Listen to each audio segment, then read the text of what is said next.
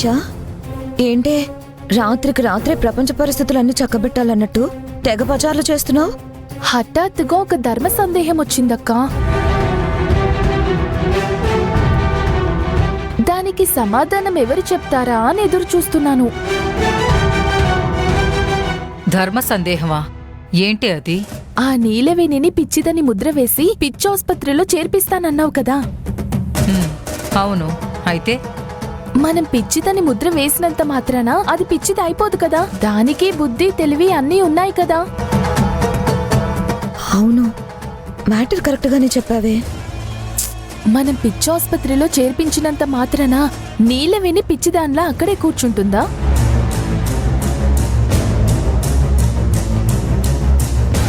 అక్కడి నుంచి ఖచ్చితంగా తప్పించుకొని పారిపోతుంది కదా. అమ్మ నిమిషా, అత్తయ్య గారే ఒక పెద్ద కుట్ర పన్నుతున్నారనుకుంటే ఆ కుట్రలో లూప్ హోల్స్ లేకుండా నువ్వు చూసుకుంటున్నావు అన్నమాట. చేసే పని పర్ఫెక్ట్ గా చేయాలి కదా బావా. అబ్బబ్బబ్బబ్బబ్బా, కుటుంబంలో అందరూ కుట్రలు కుతంత్రాలకి కేర్ ఆఫ్ అడ్రస్ గా ఎంత బాగా వర్ధిల్లుతున్నారు. హలో, ఈ కుట్రల్లోనూ కుతంత్రాల్లోనూ మీకు కూడా భాగం ఉంది. ఆ విషయం మర్చిపోతున్నారు. చుట్టూ సముద్రం, మధ్యలో చిన్న పడవ ప్రయాణం. పడవలో పావులు తేళ్లు ఉన్నాయని భయపడి సముద్రంలోకి దూకలేం కదా. నా జీవితం కూడా అలాంటిదే. నా జీవితం తప్పనిసరి కుట్రల ప్రయాణం. అబ్బబ్బబ్బా, నీ గోల్ ఆపు బావా. అమ్మా, నేనడిగిన విషయం నీకు అర్థమైంది కదా. మీరు ఆ విషయంలో ఏం కంగారు పడాల్సిన అవసరం లేదు. ఆ నీలవేణిని ఏ పిచ్చాసుపత్రిలో జాయిన్ చేస్తామో అక్కడ ఓ 4-5 మనుషుల్ని పెడతాను.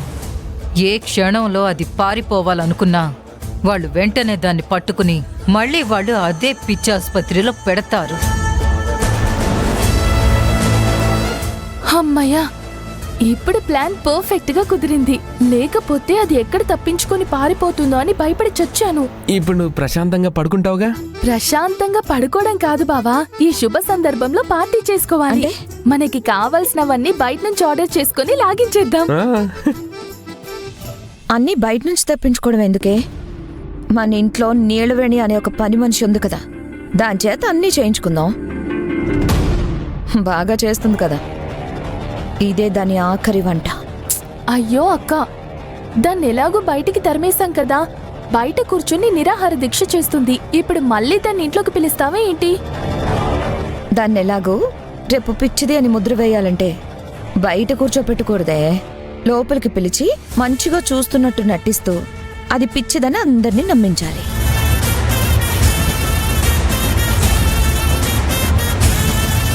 అది బయట ఉంటే అలాగే జనాల్ని నమ్మిస్తూ ఉంటే మనం కావాలని చేశామని అందరికీ తెలిసిపోతుంది. అది కూడా పాయింటే. సరే, ఆ నీలవేణిని లోపలికి పిలుద్దాం. కానీ ఈ కుకుటేష్ గారిని కూడా ఇంట్లో నుంచి తరిమేద్దాం అక్క. మళ్ళీ మధ్యలో కుక్కుటేష్ గడు ఏం చేశాడు? ఆ కుకుటేష్ గాడు మనకి పనులు చేసి పెడుతున్నా నాన్నకి మాత్రం స్పైగా పనిచేస్తూ ఉంటాడు. మనం చేసే పనులన్నీ నాన్న చెవిలో వేస్తూ ఉంటాడు. అందుకే వాణ్ణి కూడా గెంటేస్తే పని అయిపోతుంది.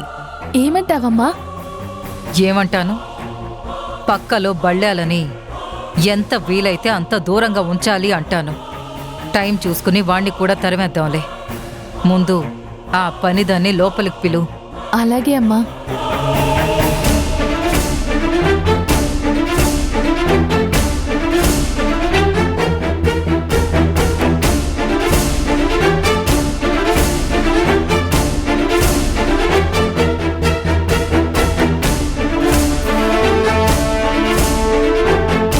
ఇట్రా.